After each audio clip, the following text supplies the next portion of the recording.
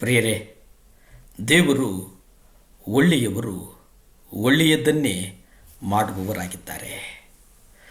ಮತ್ತಾಯ ಪತ್ರಿಕೆ 5ನೇ ಅಧ್ಯಾಯ 11ರಲ್ಲಿ ನಾವು ನೋಡುವುದಾದರೆ,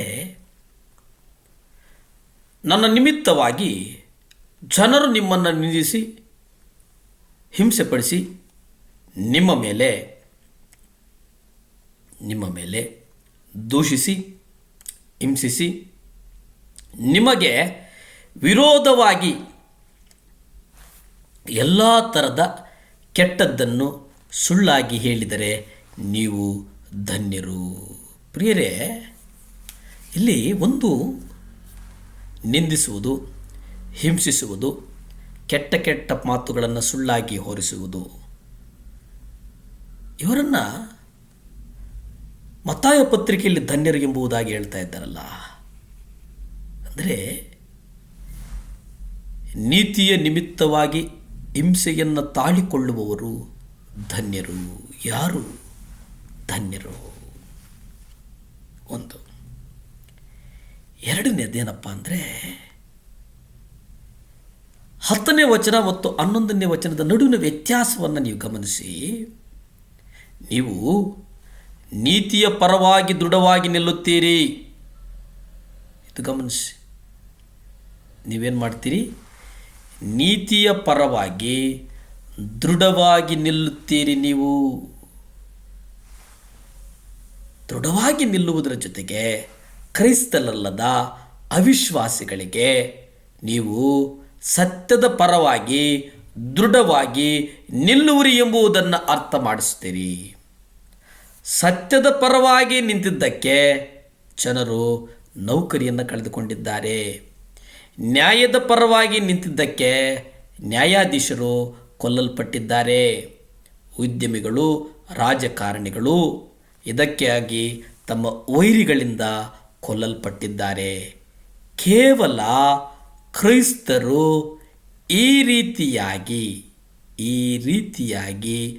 ನಡೆಯುತ್ತಾರೆ ಎಂಬುದರ ನಿಮಿತ್ತ ನಾವು ನೋಡುವುದಾದರೆ, ಅಲ್ಲಿ ವಿಶೇಷವಾಗಿ ಕರ್ತನು ನಮ್ಮನ್ನು ನಡೆಸಿದ್ದಾನೆ. ನಮ್ಮನ್ನು ನಾಚಿಕೆಗೆ ಗುರಿ ಮಾಡಲಿಲ್ಲ.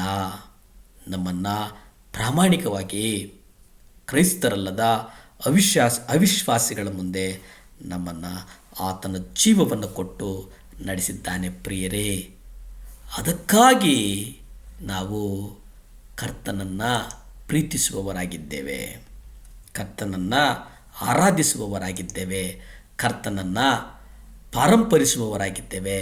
ನಂಬಿಕೆಯಿಲ್ಲದ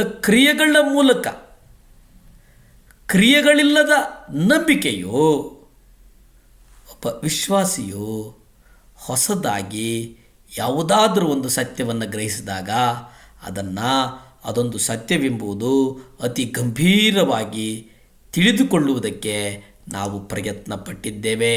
ಆ ಪ್ರಯತ್ನ ಪಡುವುದರ ಜೊತೆಗೆ ಮತ್ತಾಯ ಪತ್ರಿಕೆ 5ನೇ ಅಧ್ಯಾಯ 11ರಲ್ಲಿ ಹೇಳಿರುವ ಹಾಗೆ, ನನ್ನ ನಿಮಿತ್ತವಾಗಿ ಜನರು ನಿಮ್ಮನ್ನು ದೂಷಿಸಿ ಹಿಂಸಿಸಿ ನಿಮಗೆ ವಿರೋಧವಾಗಿ ಎಲ್ಲ ತರಹದ ಕೆಟ್ಟದ್ದನ್ನು ಸುಳ್ಳಾಗಿ ಹೇಳಿದರೆ ನೀವು ಧನ್ಯರು. ಅಂದರೆ ಹೊಸ ಒಡಂಬಡಿಕೆಯಲ್ಲಿ ನಾವು ನೋಡ್ತೇವೆ, ಹೊಸ ಒಡಂಬಡಿಕೆಯಲ್ಲಿ ಪ್ರೀತಿ ಸರ್ವಶ್ರೇಷ್ಠತೆಯನ್ನು ಗಮನಿಸ್ತದೆ. ಹಳೆಯ ಒಡಂಬಡಿಕೆ ನಂಬಿಕೆ ಮತ್ತು ವಿಶ್ವಾಸಗಳು ನಮ್ಮನ್ನು ನಡೆಸ್ತವೆ ಅನ್ನುವುದನ್ನು ನಾವು ಗಮನಿಸ್ತೇವೆ. ಮತ್ತಾಯ ಪತ್ರಿಕೆ 5ನೇ ಅಧ್ಯಾಯ 12ರಲ್ಲಿ ನಾವು ನೋಡ್ತೇವೆ, ಸಂತೋಷಿಸಿರಿ, ಅತಿ ಉಲ್ಲಾಸದಿಂದಿರಿ, ಯಾಕೆಂದರೆ ಪರಲೋಕದಲ್ಲಿ ನಿಮ್ಮ ಪ್ರತಿಫಲವು ದೊಡ್ಡದಾಗಿದೆ.